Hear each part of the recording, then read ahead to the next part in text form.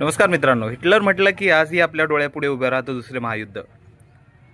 हिटलरच्या जडणघडणीमध्ये त्याच्या त्या क्रूर कर्म असण्याचा खूप मोठा हात होता. त्याचे वडील खूप शिस्तीचे होते आणि आई त्याचा तितकाच लाड करायची. लहानपणी त्याची 3 भावंडं वारल्यानंतर हा चौथा आणि तो वाचला. त्यानंतर सैनिक असताना त्याला गोळी लागली होती, पण त्यातूनही तो वाचला. नाझी पक्षाची स्थापना करेपर्यंतच्या काळामध्ये त्याने खूप मोठा संघर्ष केलेला होता. पण त्याची एक भावना होती. त्याला एक कॉम्प्लेक्स होता. त्या कॉम्प्लेक्सचं नाव होतं मसिया कॉम्प्लेक्स. मसिया कॉम्प्लेक्स, मसिया कोणाला म्हणतात? येशू ख्रिस्ताला मसिया म्हणतात. तर हा जो मसिया कॉम्प्लेक्स होता, यामध्ये त्याच्या आयुष्यात ज्या घटना घडल्या की 3 भावानंतर हा चौथा झाला. 3 जगले नाहीत, पण हा जगला. युद्धात गोळी लागली तरी हा वाचला.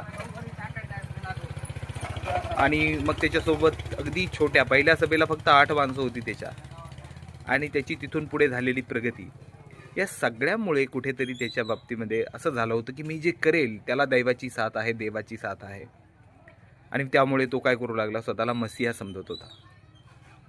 त्याच्या या वागण्याचं विश्लेषण करून त्यावेळेसचा एक प्रसिद्ध मानसोपचार तज्ज्ञ, मनोविकार तज्ज्ञ यांनी भाकीत केलं होतं की हिटलर हा शेवटी आत्महत्याच करणार, आणि झालंही शेवटी तसंच.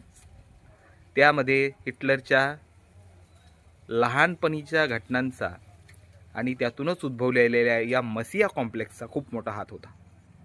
अशाच इंटरेस्टिंग माहितीसाठी चॅनलला सबस्क्राईब करा. धन्यवाद.